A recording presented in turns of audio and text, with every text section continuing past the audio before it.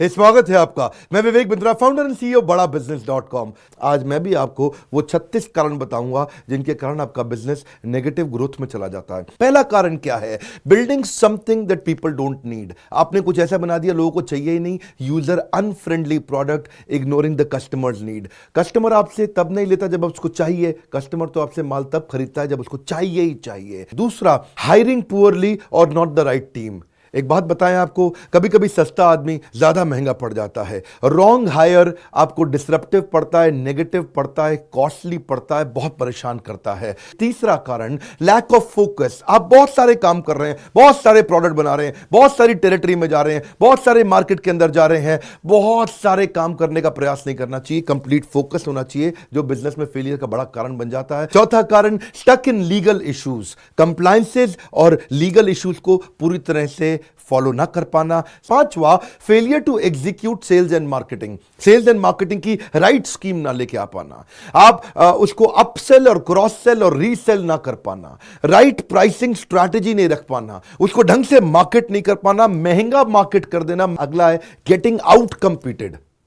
ऐसा business model तो नहीं बना दिया कि कोई भी आए आपको आके ठोक दे, खराब कर दे, बर्बाद कर दे। नॉट ट्रैकिंग कॉम्पिटिटर्स और टू मच कॉम्पिटिशन। ऐसे बिजनेस में तो नहीं चलेगा जिसको कॉपी करना आसान है, कोई भी कर लेता है, कहीं भी कर लेता है। अगला है not having the right partners और को फाउंडर्स। कहीं गलत पार्टनर और गलत को फाउंडर तो नहीं ले लिया। जब इनके बीच में आपस में झगड़ा होता है तो टेंशन बहुत बढ़ जाता है। को फाउंडर और पार्टनर ऐसा होना चाहिए कि अगर आप फेल हो गए तो आपका साथ दे सकें और दोनों की कॉम्प्लीमेंटिंग स्ट्रेंथ होनी चाहिए। अगली गलती आप क्या करते हैं?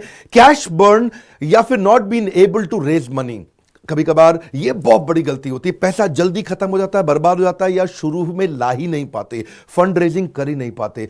पैसे की कमी से भी आपका बिजनेस बर्बाद होता है। अगली गलती, not been able to execute a pivot और not learning from your failures. क्या मतलब हुआ इसका? इंप्रूवमेंट साइकिल नहीं बिल्ड करना। अगली गलती, या फिर रेजिंग टू मच मनी, फालतू पैसा इकट्ठा करके ले आए। अगली गलती, लैक ऑफ प्लानिंग। आप बिना जर्नी को प्लान किए बिजनेस में चले जाते हैं।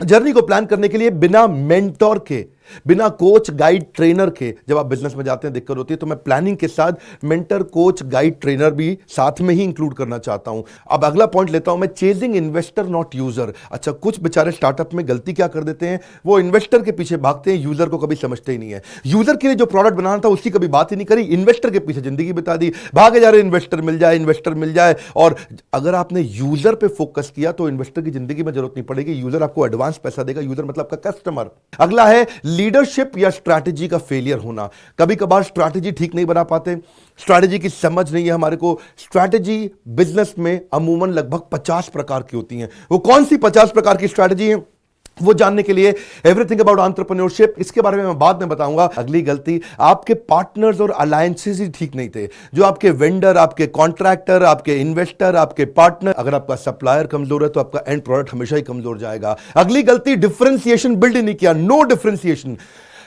ये बहुत इंपॉर्टेंट पॉइंट है। ये थोड़ा कॉम्पिटिटिव एडवांटेज मैं बता चुका हूं, उससे थोड़ा मिलता जुलता है।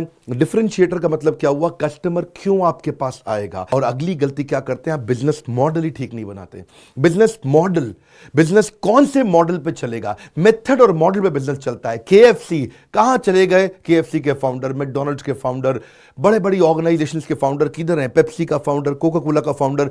बिजनेस मॉडल अच्छे बना के चले गए, आज तक दुनिया में उनके बिजनेस चल रहे हैं। अगला क्या होता है? Revenue model. अगर रेवेन्यू मॉडल भी नहीं है आपका, कि अब कमाएगा कैसे business?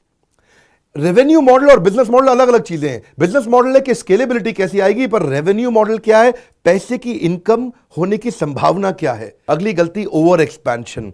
Expansion without right margins is committing suicide. ज्यादा एक्सपैंड नहीं करना क्योंकि स्केल किल्स। अगला तकलीफ क्या है? आपके कहीं बैड डेट तो नहीं बढ़ रहे, कहीं ऐसे लोग तो नहीं जो पैसा लेके भाग ही गए। अगली गलती, macro economic factors. Macro economic factors अमूमन आपके हाथ में होते ही नहीं। ये कौन से फैक्टर्स हैं? ये है कि अर्थक्वेक आ गया, या कोई जैसे अब कोरोना वायरस के कारण बेचारे कईयों के बिजनेसेस बर्बाद हो रहे हैं। अगला, स्लो एग्जीक्यूशन। आपको एग्जीक्यूशन के फ्रेमवर्क से नहीं मालूम, कि आपको फ्रेमवर्क बनाने नहीं आते कि मैं एग्जीक्यूट कैसे करूंगा, ट्रैक कैसे करूंगा, करूंगा, स्कोर बोर्ड कैसे बनाऊंगा, रिजल्ट कैसे चेक करूंगा। अगला है wrong target and positioning.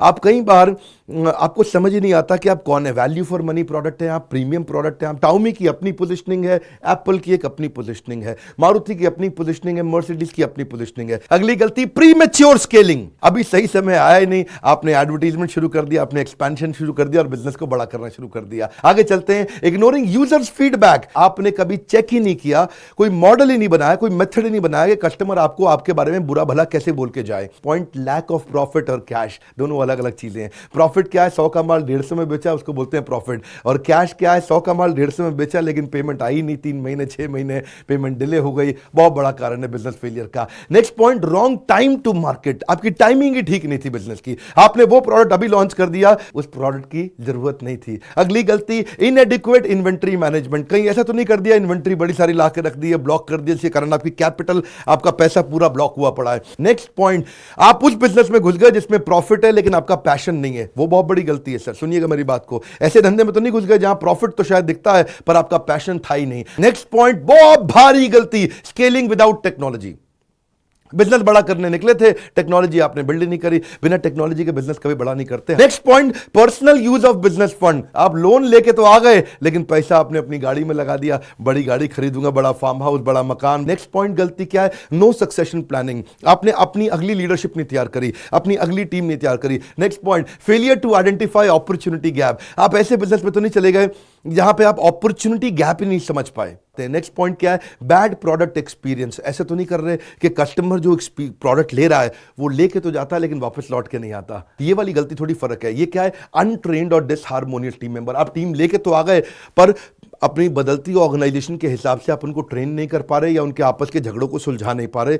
Politics के कारण आपकी एग्जीक्यूशन स्लो हो जाएगा। जब एम्प्लॉयज की एम्प्लॉयज से नहीं बनती तो स्पीड कमजोर हो जाती है। ये बहुत बड़ी तकलीफ का कारण बनता है क्योंकि अल्टीमेटली आपकी टीम ही आपको आगे लेके जाने वाली है। 36वां पॉइंट, जबरदस्त LTVC यानी कि long term value of customer. आप ऐसा कस्टमर नहीं बिल्ड कर पाए जो बार बार आपसे ट्रांजैक्शन करता रहेगा। आप ऐसा कस्टमर प्रोडक्ट बिजनेस नहीं बिल्ड कर पाए जिसमें रिकरिंग रेवेन्यू आता रहेगा। आप ऐसा कस्टमर प्रोडक्ट बिजनेस नहीं बिल्ड कर पाए जिसमें आपको पैसिव इनकम बाद में अपने आप आता रहेगा।